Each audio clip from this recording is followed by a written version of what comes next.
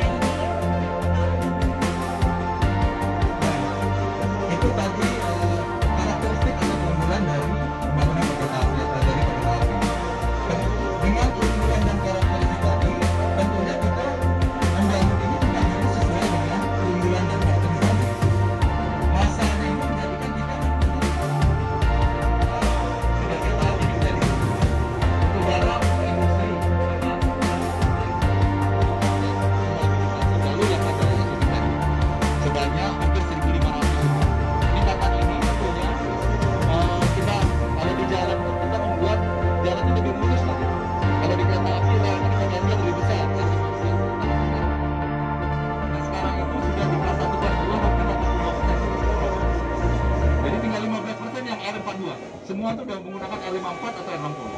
Itu yang kita lakukan dari peningkatan jalur ini.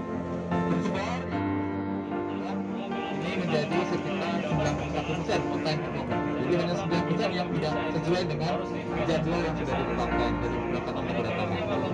Yang terakhir tadi yang saya sampaikan, investasi dari peningkatan yang 1.500 km sejak tahun 2015 ini sudah bisa meningkatkan kualitas jalur kita dengan PKI kategori 1, kategori 2, kelas 1 dan 2. Ini baru kan menggunakan indikator PKI. Jadi jalur kita benar-benar kualitas ini kita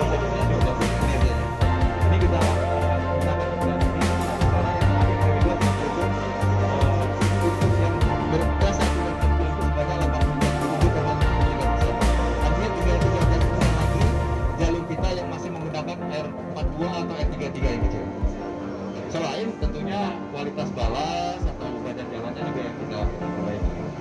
Ini kira-kira outcome atau yang kita rasakan dari pembangunan sejak 5 tahun lalu.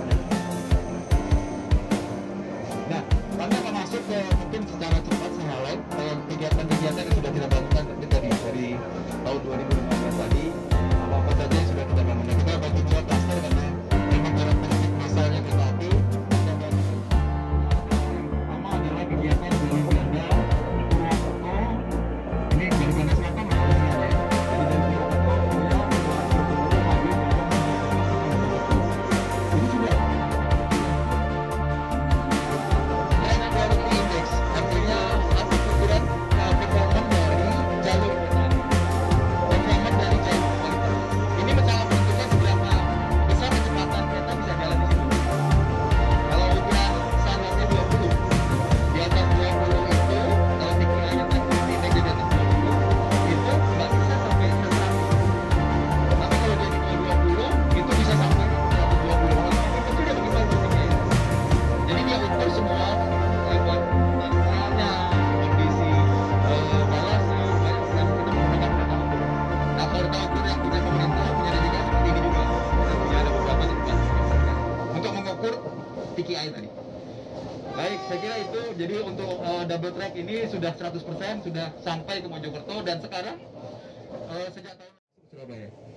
Tahun ini kita baru sampai sepanjang, kita tambah jadi dari Mojokerto sejak tahun lalu kita bangun, kita harapkan tahun depan sampai sepanjang selesai dan sebelum 2024 Wonokromo sudah selesai. Itu double track sudah. Yang terakhir kemarin yang kita operasikan, yang kita resmikan seperti bis juga mungkin, seperti bis. Jadi simpul-simpul yang pendek juga bisa dilayani. Ini untuk double track, jadi ini sudah selesai. Kita harapkan tahun 2023 atau 2024 dari Cirebon sampai ke Wonokromo sudah selesai double track tadi. Selatan ya, kalau utara kan sudah lama sudah selesai. Karena kita sudah bangun double track ini oleh pemerintah. Itu pekerjaannya ya mungkin saya sama ya, karena kita pemerintah yang memiliki prasarana yang kita bangun ya tentu jalur ini, terowongan, jembatan. Dan harus saya sampaikan di sini, kita di Kroya, di Natok sama di Kedasan, kita membangun terowongan anak bangsa Pak Bang, terowongan sepanjang hampir setengah kilo, 900 meter, double track Pak, pertama di Indonesia Pak. Karena kita kan banyak wayang Belanda di semua dulu single track, sekarang kita bangun double track. Itu salah satu rekor konstruksi di jalur, dan itu dilakukan oleh sama walaupun secara manual tapi murah Pak. Betul. Oke, ini yang double track, lanjut mungkin antar kota. Kalau outcome-nya mungkin nanti bisa sampai ke dari Rantau Prapat sampai ke Pondok S5. Ini segera kita akan operasikan, sudah selesai. Bapak bisa lihat gambar-gambarnya, ini adalah yang sudah kita bangun di Sumatera Utara untuk menghubungkan Sumatera Utara dengan Riau ke arah selatan dari Medan. Ini juga sudah dibangun, dan ini yang perlu saya mungkin Pak Agus Pambagi, Pak Prof juga, membangun kereta api nggak sama dengan jalan Pak. Membangun kereta api kita pemerintah nanti sebelum tahun 2024 ini kita mencoba, karena sudah tadi 1.200 sudah kita bangun, bagaimana operasinya akan kita larikan ke subsidi-subsidi tadi Pak, supaya kemanfaatan tadi yang dari jalan yang menimbulkan eksternalitas ya, kos yang eksternalitas yang tinggi itu bisa kita lanjut. Lagi Pak Prof, potensi air Milan demikian besarnya untuk mensuplai Jakarta. Nah ini sudah hampir selesai, tahun depan sekarang 85,60% fisik. Tahun depan kita harapkan kita bisa operasikan double track ini sehingga mengurangi beban jalan. Pak Presiden ini benar-benar inisiasi Pak Presiden. Karena dulu waktu beliau baru menjabat jadi presiden, beliau katakan saya ke Sukabumi itu bisa 4-5 jam dari Bogor. Dari Bogor Pak, bukan dari Jakarta Pak. Karena macetnya luar biasa di situ Pak. Nah,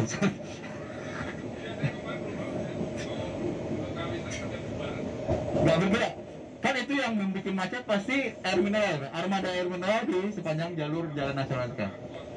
Sama angkot di Cibadak ya Pak ya, di ini. Jadi mudah-mudahan ini bisa kita selesaikan Pak, selain untuk aglomerasi Bogor sampai ke Cicurug juga. Ini 85% sudah kita siapkan. Lanjut. Yang selanjutnya adalah double track untuk Kiara Condong, Cicalengka, dan Gede Bagi Pugur. Ini dalam rangka mendukung perkotaan di Bandung Pak, Bandung Raya. Ini cukup, dimana juga cukup tinggi, sebenarnya udah lama dulu kita mau, ini di atas kita Pak, mungkin nanti kita berhenti sebentar karena akan disusul oleh Argo Wilis katanya Pak. Jadi nggak apa-apa, kita lanjut saja. Mungkin perlu saya sampaikan juga bahwa di atas ini, jadi kereta bandara ini selain dimanfaatkan untuk kereta bandara, juga bisa dimanfaatkan oleh komuter. Yang menurut saya syukur ini double track selatan sudah mau nyambung, dan untuk penumpang sudah oke lah. Sekarang kita konsentrasi di logistik Pak, karena pendapatan mungkin sekarang KAI pendapatannya 80% atau 70% itu dari logistik, ya kan? Nah sampai hari ini sejak waktu itu saya diminta Wapres ngawasi jalur utara yang double track itu belum optimal kan, Kalok juga belum optimal dan sebagainya. Karena tadi Pak, angkutan dengan kereta api itu kan double handling kalau kita masuk pelabuhan, sehingga itu harus dibuatkan relnya masuk pelabuhan. Tapi mayoritas pelabuhan kita memang tidak bisa masuk Pak. Tanjung Priok bisa, tapi waktu itu ada persoalan antara Dirut KAI dengan Dirut Pelindo 2 ya, tapi sekarang harusnya sudah bisa. Nah yang bisa Pak, saya pengen banget dicoba itu Cilacap. Karena Cilacap itu jalurnya sudah mepet di pelabuhan dan kerennya lengkap dan sebagainya. Saya sudah bicara dengan Pelindo 3 juga supaya diinisiasi lah.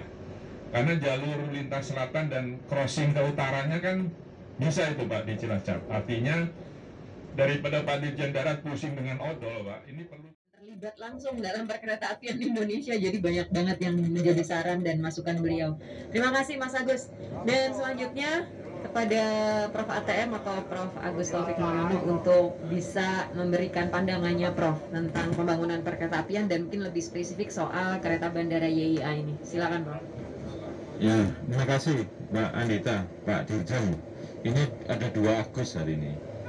Ya, tetapi 2 Agus ini tidak boleh saling bersaing, tetapi saling mengisi, saling melengkapi.